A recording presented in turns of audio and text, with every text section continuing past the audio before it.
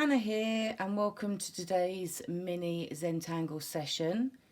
Today is week 5, day 6, and today we're looking at tangling initials and short words. The materials needed are a black 01 fine liner pen, if you don't have one, a black biro, a black pencil, a tortillon or blending tool, and if you don't have one, an earbud. And I've drawn out on a piece of white card, it measures 18.5 centimetres wide and 9.5 centimetres tall. And I've just put in 3 initials, the Z, the E and the N. And I've done that using some stencils which have all the alphabets in uppercase, numbers 0 to 9, and then the alphabet in a lowercase. But you can feel free to draw your own initials whichever way you want. Now there's a couple of ways of doing initials. You can either tangle in the letters themselves, or you can tangle the background, or both. You can do a border like I've done here. And I'm going to show you some examples of the ways that I've done both sets. If you would like to pause the video, go and get your materials, and when you're sitting comfortably, we'll begin. So the way I drew this is I started off by drawing a border around the outside, and then I drew, using the stencils, the initials in the middle. You can draw this however you want. You don't have to have a border. It can just be made up of initials. It's entirely up to you how you want to do it. And using some of the tangles that we've done this week, I've started with the zigzags in either end. And I'm going to use the tangle that we did earlier, and I'm just going to draw a line parallel to that original zigzag in that direction. I'm then going to turn it to the other way, and I'm going to draw a line, and when I reach the first one I'm going to stop, and I'm going to repeat that all the way down. Now for this end one I can't fit that row in, so I'm going to go back to the first direction, and you'll notice that as I'm drawing the lines I'm trying to keep them in exactly the same way as the original zigzag, and I'm trying to keep them at a similar distance apart, and I'm always stopping when I reach the first, or the line that I've drawn before. And I'm just going to continue repeating that until I've filled up all of the space. I think this will be the last one that I can fit in. I'm then going to turn it upside down, and I'm going to repeat and do exactly the same, but this time on the other side of the original zigzag.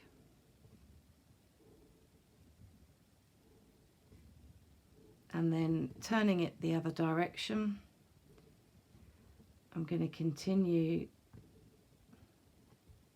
to add lines, but always stopping when I reach one that's drawn before.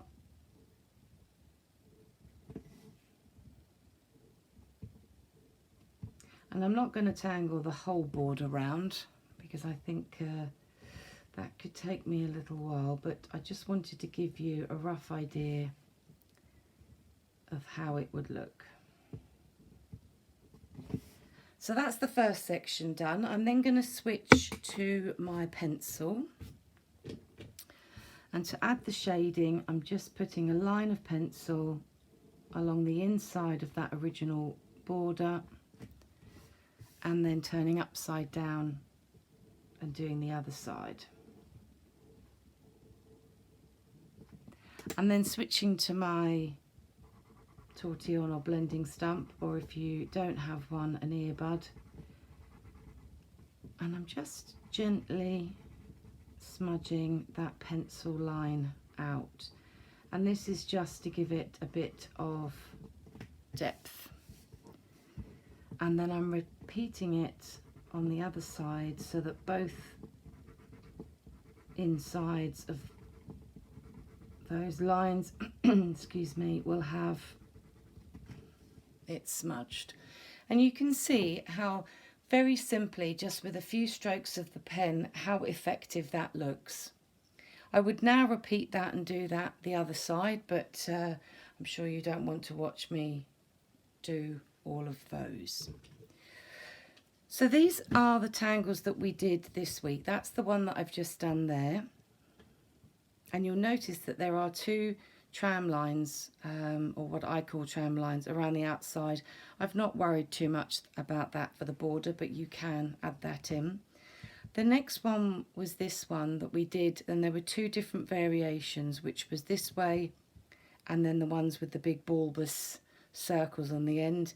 And then this one was one of my top 5 favourites. And then this day was the two for one, where we had the balls on one end or the leaf shapes on the other. And then finally we had this one here, which I showed you some variations of. Now it's just a question of choosing which tangles you want to fill in which sections. Now, to give you an idea how I do this, when I'm looking at these letters, I try and find a way to make them easier to draw. So by drawing in a pencil line, I've effectively split that into where I can draw two separate tangles. So down here I can draw one, and then a different one for these three. And the same with the N. I've just followed those lines down. So I could have the same tangle going all the way through each part of the N, or I could have one for that bit, one for that bit, and one for that bit. I can do the same for the Z if I wanted to, and just follow those lines down. Again, it's entirely up to you how you want to do it. But when we're drawing with initials, unless you draw them huge, you are quite limited to the tangles that you can fit in. So I'm going to start with the the side part of the E, and I'm going to use a tangle that we did a couple of weeks ago. And I'm just showing you these ones because I feel that these ones fit in the spaces quite well. And as you learn more of the tangle patterns, you'll be able to get a feel of what fits right in which area. And effectively, having these initials, it's almost like having an invisible string, and that the string is the pencil line that we do when we're drawing a tile. Now, we haven't gone into strings during these sections, as I've only been showing you individual tangles, but I am looking to do some Zoom or Skype classes, group classes. So if you're interested in attending a virtual online class, please send me a message and I can give you the details of what I'm going to be doing. So using that tangle there, I think it just fits. I think it fits perfectly, to be honest with you. I could continue to draw the same tangle on those three, but I don't think I want to do that. And using one of the tangles that we learnt quite early on, actually, the spiral shaped one, I feel that it fits just right in here. Now, although I love circles, as I think you guys have probably gathered, when doing initials I probably wouldn't put circles directly next to each other. And what I mean by that is, for me that's obviously a circle, but this is also a circle. I wouldn't put them next to each other unless I was going to do the whole initial just in circle shaped patterns. But again, it's your art. It's entirely up to you how you want to do it. My aim is just to give you a starting point, and then for you guys to carry it on and take it the way that you want. I've had some lovely pictures of tangles and artwork that you guys have done, and I have to say I think they're really, really rather good. So because I've done the 2 circles now, I'm just going to show you how I would add the shading. Now, I wouldn't normally add the shading until the end, purely and simply as you're drawing, I find that the corner part of my little finger tends to smudge things across the page. So when we're doing individual tiles, I show you the tangle and then I show you the shading. Doing initials, I would do all of the black ink tangling and then I would move on to add some shading at the end.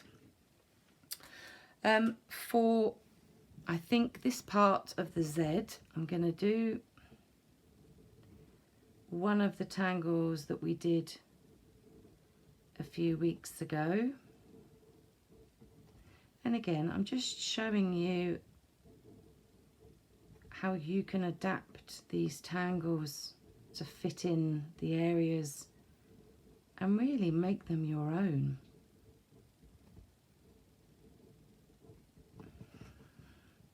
So on this occasion, I could actually, instead of putting the pencil line across there, I could have put it up there, but I've decided that I think that's just about right.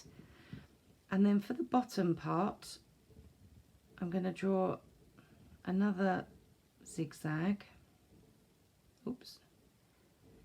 And I'm going to do the same on the top part.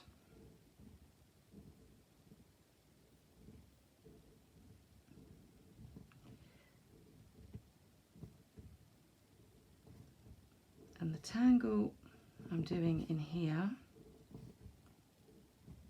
requires me to colour in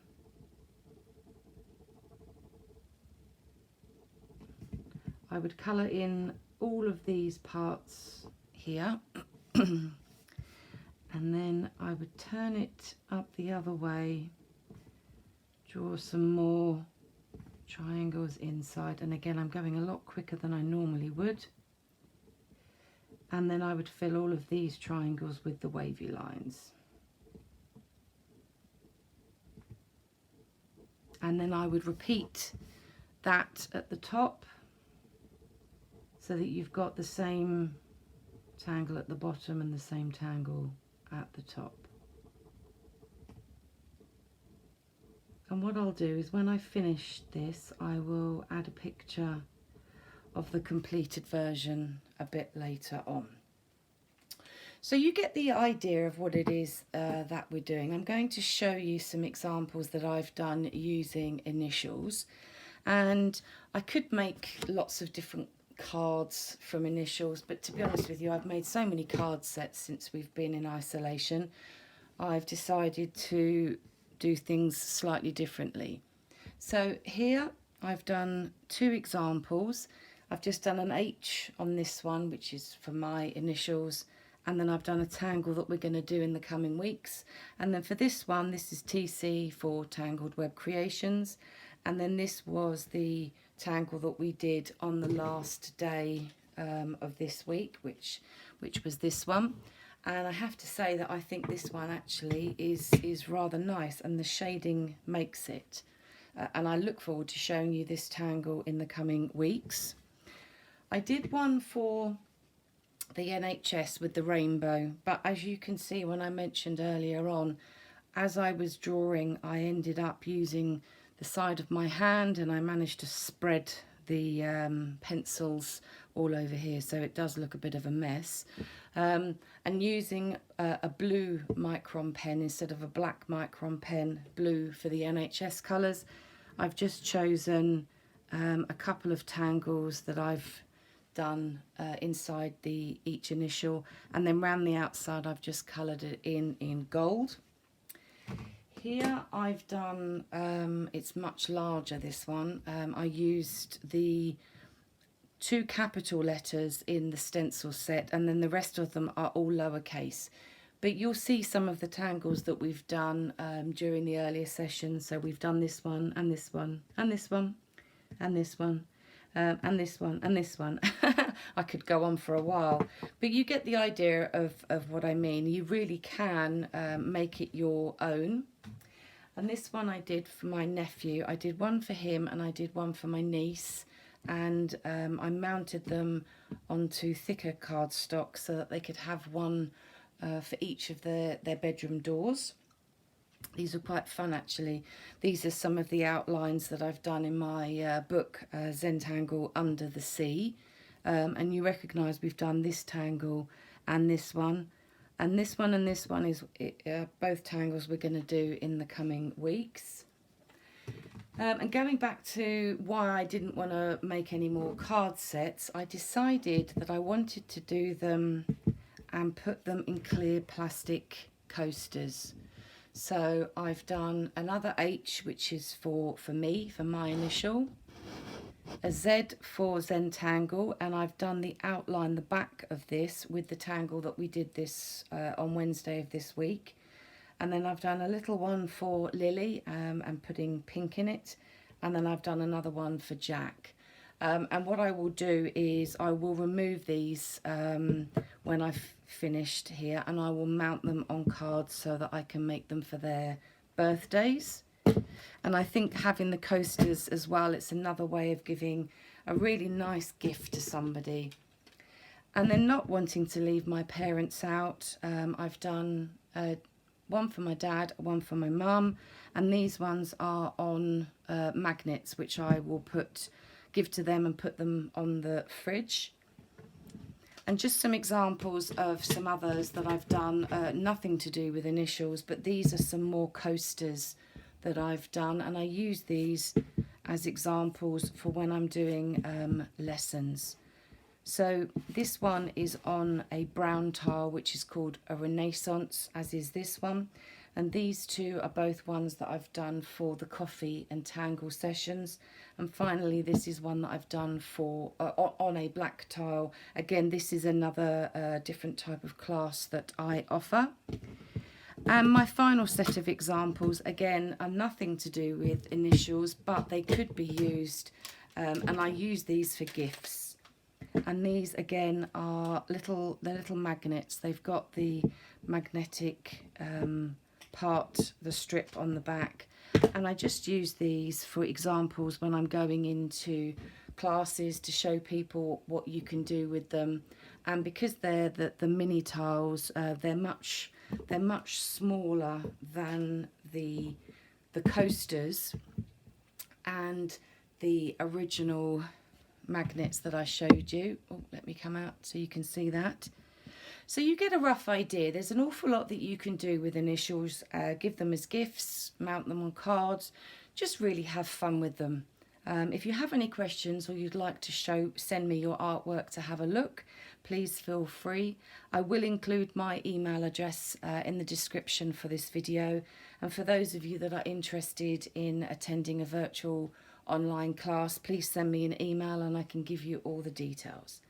I hope you've enjoyed today's session. That means session. I hope you've enjoyed today's session, and I look forward to hearing from you guys soon. And I will be back with you tomorrow with week 6, day 1. Thanks for joining. Bye for now.